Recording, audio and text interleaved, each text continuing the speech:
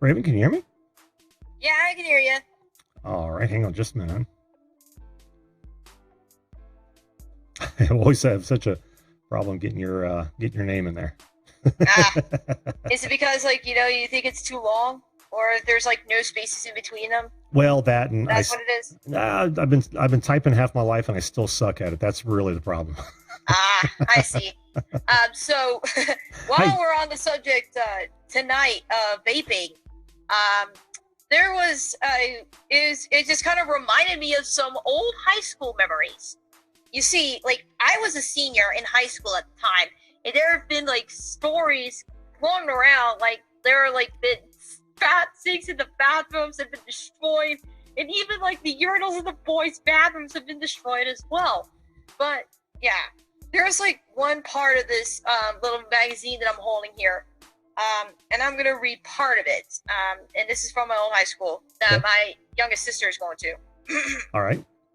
Vaping is also a big issue when it comes to high school bathrooms. This is an issue that is perpetrated by both boys and girls of all grades. This is an issue more difficult than to fix the sinks. No, to fix than the sinks, actually. Misread it there.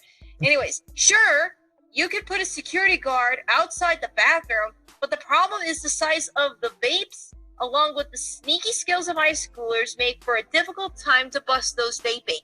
At any given time, there could be up to 15 students in the bathroom taking a vape break, and as long as they're not caught in the act, there's nothing that can be done. The thing about vapes is that they don't have a strong, lasting smell like cigarettes. It can be difficult to pin accusations on the suspected vapor after vaping. Yep. And so I assume that you had a lot of vapors when you were in high school, right? Yes, apparently there have been vapors. I think there have been some vapors everywhere in my old high school, but otherwise, I don't think it's prominent, but there could be some students in the bathrooms. I mean, I think it's more common in high school bathrooms where they just say, hey, we're just gonna sneak a jewel in there and just breathe all that toxic vapor water in. And it doesn't matter if it's CBD or THC or anything of the sort. It's they just want to vape. They just want to take a little smoke break without having the little long-lasting effects like nicotine or whatever. And they think it's a more healthier option for, say, some teenagers. But other than that, no. Just no. Nobody. I don't think anybody. Except for those who have health reasons that they do, should be vaping at any age. I mean, kids shouldn't be doing it, babies shouldn't be doing it, even old folks in nursing homes shouldn't be smoking or vaping. Did you say babies? I mean, what if a baby picks up a jewel and then suddenly and then the baby accidentally chokes on it or smokes the vapor? That would be really bad for the baby's lungs, now would it? It would be bad for the baby's lungs, yes. It would be bad for the baby's entire world. I mean, yeah. I'm wondering how that would even happen. I was thinking maybe on the subject of kids, why is there a black market for kids to be vaping in the first place? Why is there a black market for kids to buy vapes or sell vapes to begin with? It's illegal for anyone under the age of 18. Right. You want me to answer that question? Yeah, you can answer that question, yeah. Sure, because kids are stupid. And I mean that sincerely. I told you, I don't know if you were in when I started the program, but I was telling my history of smoking.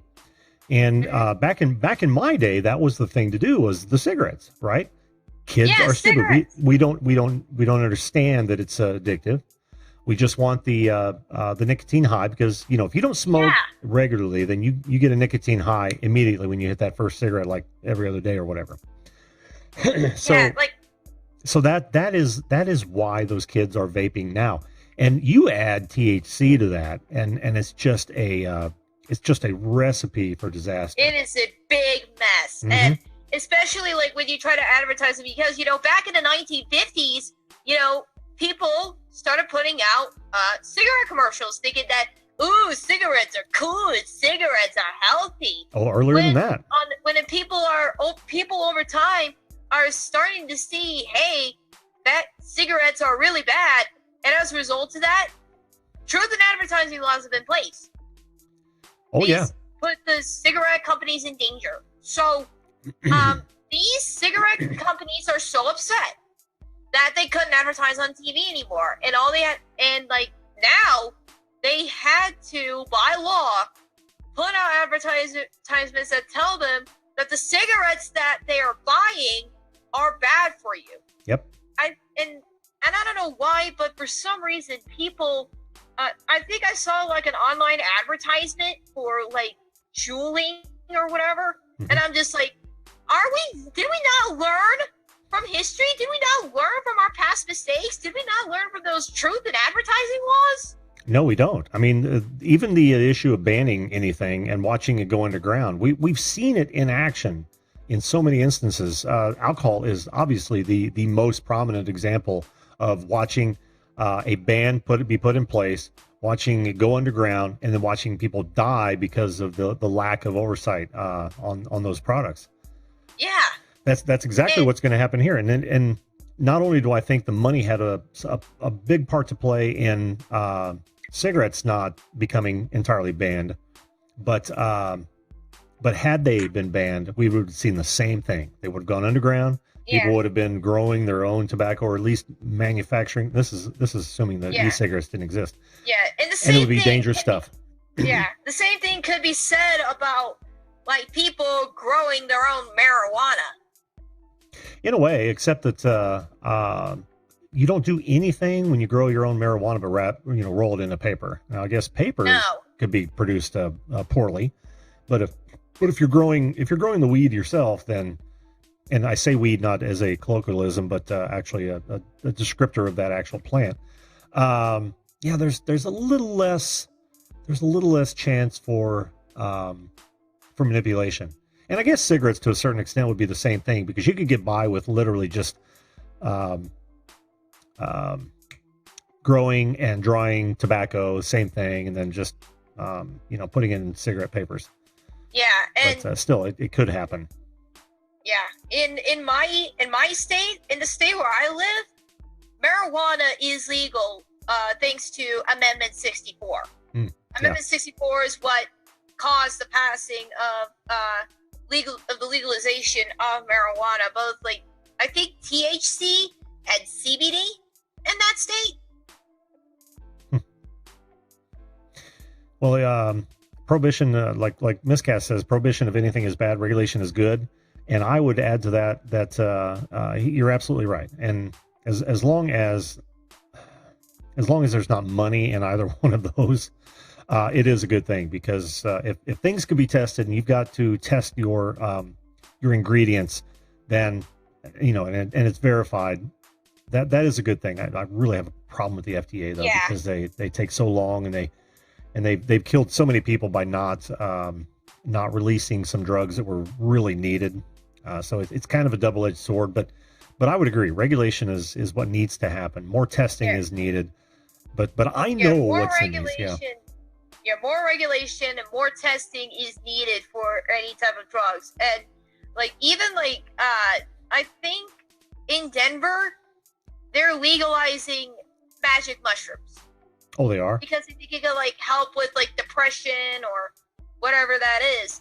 I've heard stories about it, and I've read a news headline about it, but I've never actually gotten into exactly what these legalizations of magic mushrooms are leading to. Are they leading to something scientific? Are they leading it to do FDA regulations? I'm still trying to figure it all out. Yeah, I think if you want my opinion on it, I think it's for regulations. At first, it was to put the kibosh on it, because I think there's a lot of money involved. And think about Big Pharma and the money they stand to lose if their patches, their ineffective patches and their ineffective gums and drugs are challenged by e-cigarettes. And this, I think that has a lot to do with what we're seeing is, because you can always follow the money. And in this case, I've said for a long time that big tobacco and big pharma don't want e-cigarettes to succeed because they are a direct threat. I don't know. I kind of went off the rails there. I'm sorry, Braden. No, it's fine. I mean, like, they don't. Beast mode. Yeah, never like beast they don't mode. want to. Yeah, they never they never want to lose that money. I mean, sure, they're successful, but that doesn't mean that they're necessarily life-saving or anything. No, but they would tell you they are. Unfortunately, most people who use the patch and the all those smoking cessation devices don't have near the success rate that e-cigarettes do. Not near. I've got their stats on the CASA site, and again, if you guys want more information, visit casaa.org. They have all the information you need as it pertains to, and it's wise too, but they do link to a lot of studies and a lot of pertinent information so that you can find out more about that. Plus, they have, if you guys are vapors, you've got to become a member. It's free, but they'll keep you updated on proposed legislation that we can at least throw our voices at, because that's all we've got when those idiots in government are trying to make decisions for rational, legal, law-abiding adults, which I just can't stand. I'm sorry, Raven. I went on another tangent. Yeah. I sincerely apologize. No, you can get on all the tangents as you want. I mean, you and I are Americans, and we are allowed to have freedom of speech. You are damn right, Raven. Damn right. Yeah. Well, honey, we're 11:10. We're 10 minutes past the hour. What do you have anything else you'd like to share? Actually, no, not much. Actually, I think I've said what I wanted to say, and it's been really interesting talking about vaping with you, Mr. Jen. It's been interesting as well talking to you about it. I'm glad to get a younger person's perspective on this, because us older people miss that so often. So thank you for that. All right, thank you so much. You bet. Take care. Have a nice evening. You too. Bye-bye. Bye-bye.